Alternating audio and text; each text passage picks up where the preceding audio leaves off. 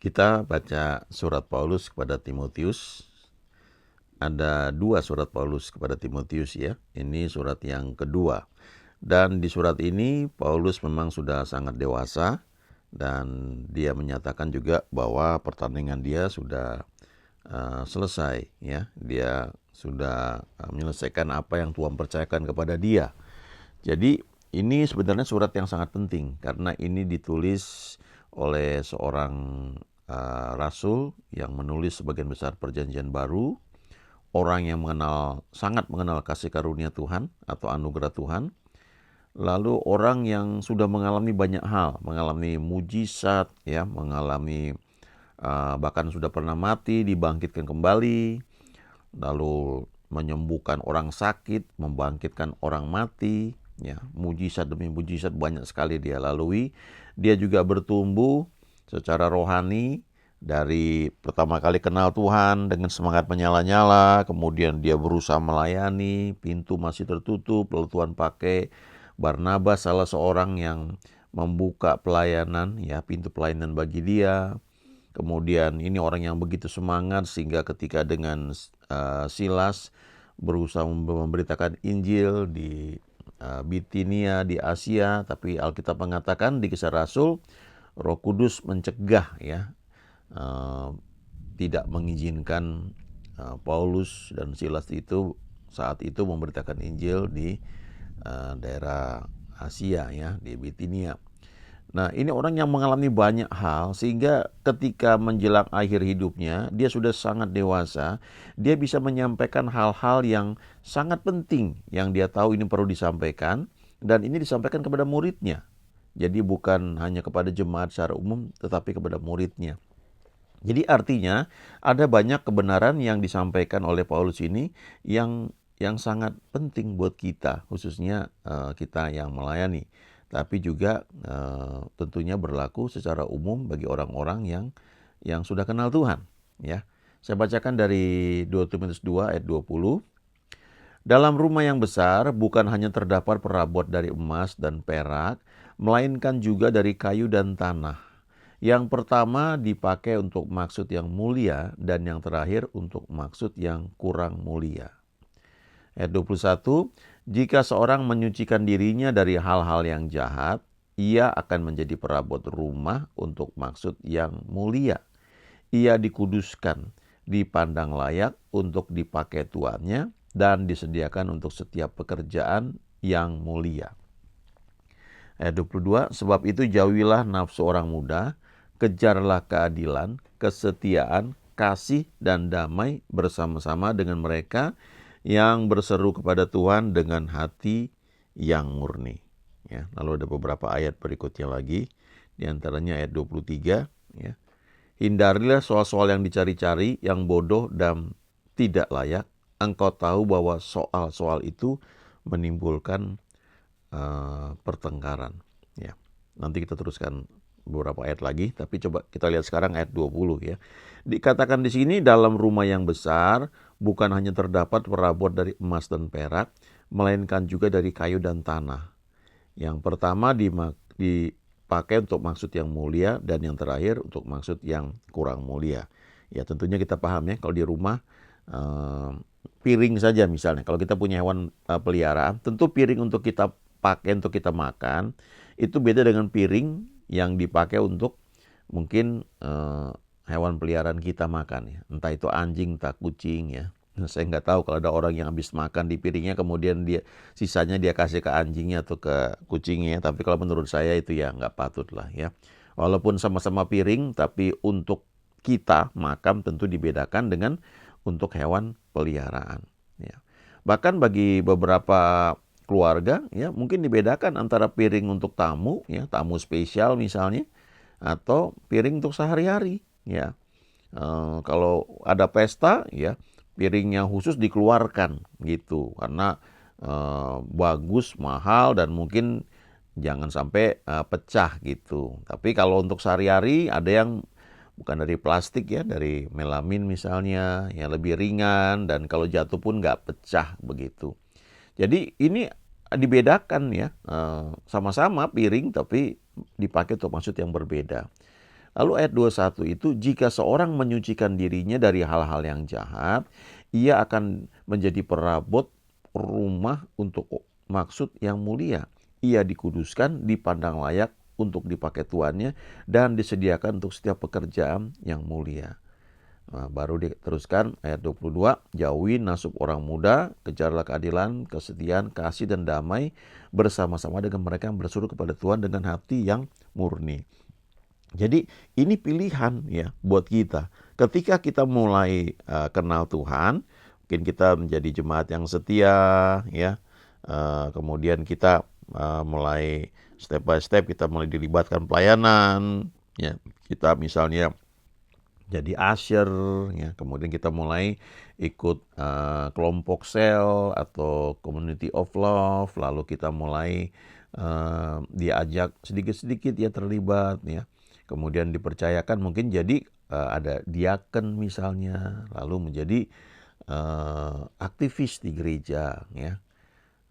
Lalu mungkin ada yang dimuridkan ya, dulu saya ketika kuliah ya dimuridkan sama kakak rohani, dibimbing ya, diajari, lalu kemudian salah satu ayat yang saya ingat dibagikan ini ya. Ada bagian kita yaitu menyucikan diri dari hal-hal yang jahat. Nah, Tuhan mengasihi kita semua, kasihnya nggak berubah ya, kepada semua orang bahkan ya. Kasih Tuhan tidak berubah, tapi janjinya bersyarat ya. Dia mengasihi isi dunia ini. Kalau kita mau menikmati semua janji yang dia berikan bagi orang percaya, ya kita mesti percaya kepada Tuhan Yesus ya, kepada Yesus Kristus. Yohanes 3 ayat 16 ya. Lalu setelah kita percaya, kita menjadi umatnya, menjadi anak-anaknya.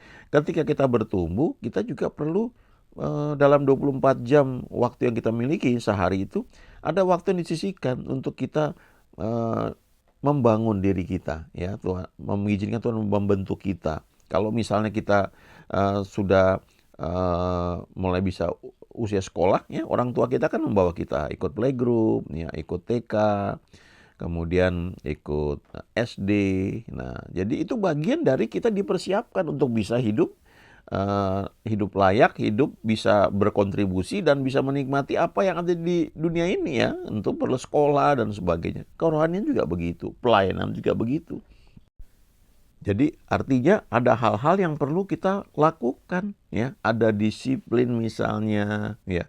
Ada kalau kita sudah mulai terlibat pelayanan nanti ada kadang-kadang kita puasa gitu ya. Puasa itu memang kadang-kadang disebut wajib, tapi dari diri kita sendiri kita mesti tahu ya, mesti ngerti ada hal-hal yang memang itu kita lakukan karena kita mau menyediakan diri kita ya, dipakai oleh Tuhan. Nah, ayat 23 tadi berkata, hindarilah soal-soal yang dicari-cari, yang bodoh dan tidak layak.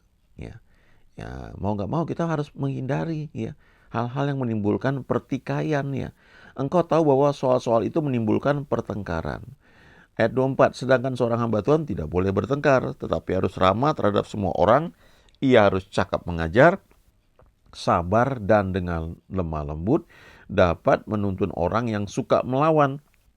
Sebab mungkin Tuhan memberikan kesempatan kepada mereka untuk bertobat dan memimpin mereka sehingga mereka mengenal kebenaran, ayat 26, dan dengan demikian mereka menjadi sadar kembali karena terlepas dari jerat iblis yang telah mengikat mereka pada kehendaknya.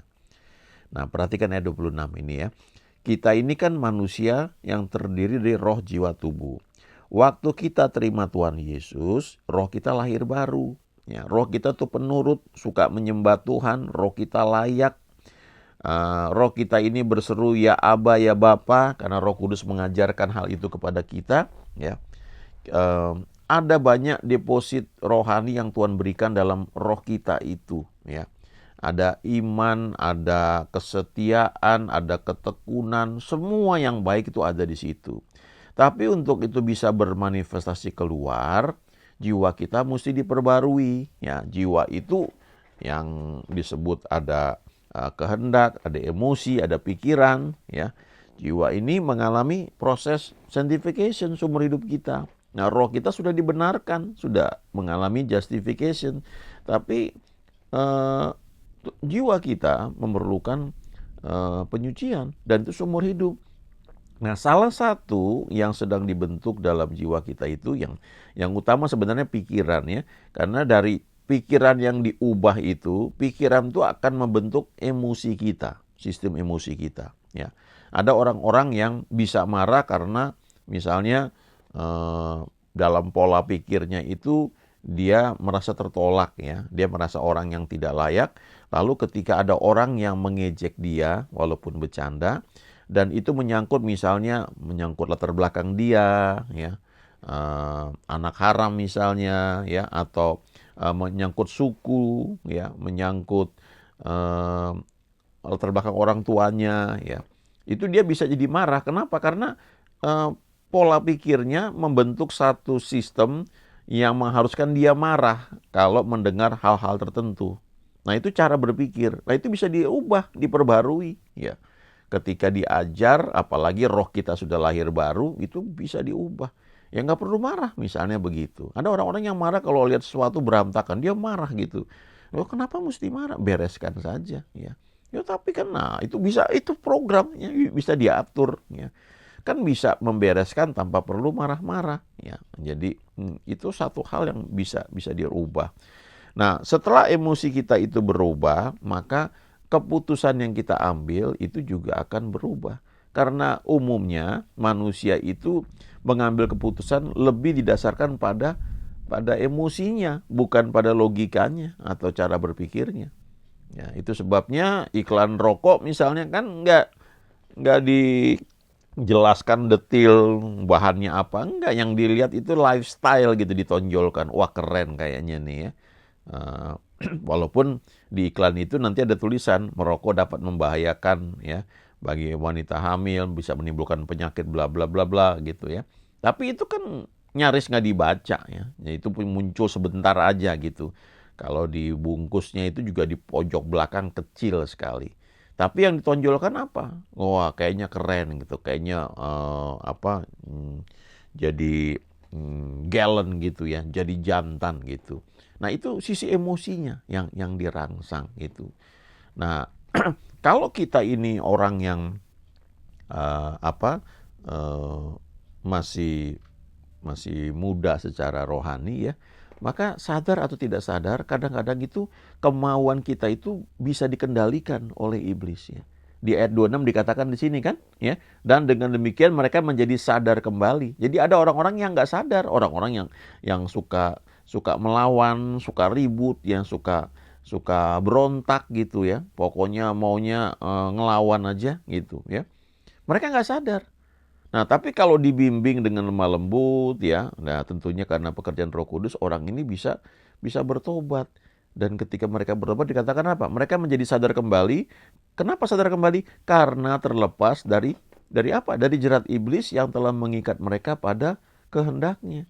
Jadi yang membuat seseorang itu bisa menyimpang ya seringkali itu karena kehendak mereka itu diikat oleh jerat iblis yang tidak mereka sadari ya.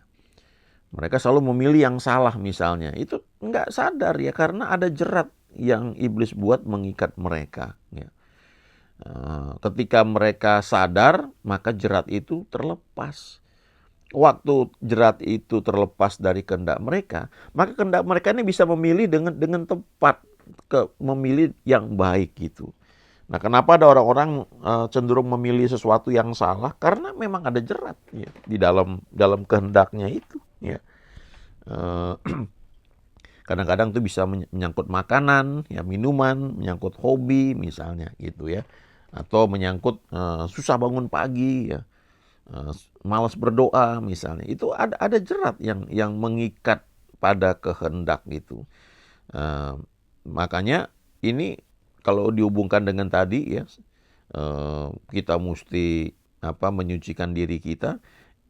Itu bukan satu kayak Taurat gitu ya. Ini kok jadi kita kan hidup di zaman anugerah, kok kita mesti begini. Nggak bisa begitu ya. Saya ingat dulu ada teman saya, dia full timer gereja ya, di kepala sekretariat. Dia mengeluh ke saya, curhat ya. Karena salah seorang full timer dia selalu terlambat datang. Dan full timer ini bilang, loh kita kan hidup dalam zaman anugerah, kita jangan kayak kantor dunia dong. Kita perlu ini anugerah. Nggak bisa begitu ya. Kalau masuknya pagi jam 8 ya harus jam 8, jangan datang jam 9 karena anugerah gitu, bukan ya. Itu bagian dari pendidikan yang dimana kita secara sengaja mengizinkan diri kita itu diproses, disucikan gitu. Yang tadi kita baca ya, jika seorang menyucikan dirinya dari hal-hal yang jahat, ia akan dikuduskan, dipandang mulia oleh Tuhan ya. Ya. Nah, tapi sebenarnya sebelum sampai di ayat-ayat yang tadi sudah saya bacakan, kalau kita baca itu di ayat 1 Paulus sudah bilang, sebab itu hai anakku, jadilah kuat oleh kasih karunia dalam Kristus Yesus. Ya. Artinya apa? Artinya sebenarnya semua yang harus kamu lakukan, kamu cuma perlu mau apa enggak. Tapi kemampuan untuk melakukan hal itu disediakan oleh Tuhan lewat kasih karunia, lewat anugerah, lewat grace. Ya, ya sebagian orang dulu mungkin berpikir gitu, kan udah diselamatkan, oh kita bisa buat apa aja masuk surga, kan sudah diselamatkan gitu. Ya, nggak seperti itu. Kita itu menerima kasih karunia supaya kita bisa mampu, ya, dimampukan untuk melakukan apa yang Tuhan perintahkan. Kita bisa menjadi tekun. Kenapa? Karena ada kasih karunia yang membuat kita itu tekun. Ya. Kalau kita baca misalnya Ibrani 10, ya, kamu perlu ketekunan supaya sesudah melakukan kehendak Allah kamu memperoleh apa yang dijanjikan. Nah, ketekunan itu ada di dalam Tuhan, ya. Dan Tuhan itu hidup dalam hidup kita. Ya, kalau kita baca dikatakan oleh Paulus, Allah adalah sumber ketekunan. Jadi sebenarnya kita mengizinkan dia tuh bekerja lewat hidup kita. Filipi 2 ayat 13, sebab Allah lah yang mengerjakan di dalam kamu baik kemauan maupun pekerjaan menurut kerelaannya. Dia berikan dorongan kepada kita mau nggak? Nah, dia munculkan satu keinginan gitu di hati kita. Nah, kita mau nggak gitu? Nah, kalau kita mau, maka kemampuan untuk melakukan hal itu dia berikan, termasuk ketekunan. Makanya dikatakan, jadilah kuat oleh kasih karunia dalam Kristus Yesus. Ayo, izinkan anugerah itu menguasai hidupmu. Sehingga ketika engkau bangun pagi, engkau baca firman, itu bukan lagi satu paksaan ya, tapi itu satu sukacita, ya, satu kebutuhan, kehausan yang perlu kita lakukan. Coba perhatikan ya, orang-orang dunia saja ketika mereka mau mendapatkan juara ya dalam pertandingan ya, mendapatkan piala. Mereka serius ya. Mereka bangun pagi, olahraga, sementara yang lain mungkin masih tidur ya. Mereka punya disiplin ya. Mereka menyucikan dirinya dari hal-hal yang lain sementara orang lain kerjakan supaya mereka bisa fokus, supaya kesehatan mereka terjaga. Mereka nggak makan sembarangan, ya mereka nggak tidur bangun begadang sembarangan. Ada saatnya libur, tapi yang lain tuh mereka lakukan karena mereka punya tujuan, ada sasaran. Mereka mau memperoleh mahkota dalam pertandingan, memperoleh piala ya dalam pertandingan. Jadi ini Tuhan sediakan buat kita kemampuan untuk melakukan hal itu ya. Nah, harus mengampuni misalnya. Oh, saya nggak bisa mengampuni. Ya, mau nggak? Ya, saya nggak bisa mengampuni. Mau nggak? Ya. Kalau mau, Tuhan berikan kemampuan itu. Ya. Jadi ini hal-hal penting yang Paulus katakan. Kamu memang harus secara sengaja menyucikan dirimu, ya, supaya kamu dipandang layak, kamu bisa dipakai. Ya. Lebih lanjut lagi, ada orang-orang yang mungkin misalnya dia suka main musik ya. It's okay, nggak salah main musik, kita belajar musik kan macam-macam ya. Tapi waktu kita bertumbuh lebih lanjut lagi, pada akhirnya ketika kita sudah dalam posisi tertentu ya, mungkin kita mulai memilah-milah karena sadar atau tidak sadar, musik itu mempengaruhi kepribadian kita ya, seperti apa ya. Kita boleh belajar tekniknya, tapi jangan lupa di balik itu kan ada spiritnya ya. Jadi tanpa kita menghakimi orang lain ya, secara pribadi kita mungkin sadar nanti ada hal tertentu kita sudah harus belajar mungkin menghindari musik-musik tertentu misalnya. Ya, dulu saya suka band-band tertentu tapi ada satu band yang terkenal, lalu kata-kata dalam salah satu lagunya adalah don't believe in God, ya, don't believe in Jesus. Ya, mau nggak mau saya mesti menghindari itu, ya. Itu bagian dari apa yang harus kita kerjakan ya. Be strong in the grace that is in Christ Jesus. Jadilah kuat di dalam anugerah yang ada di dalam Kristus Yesus, maka kamu akan bisa melakukan apa yang memang Tuhan perintahkan. Amin.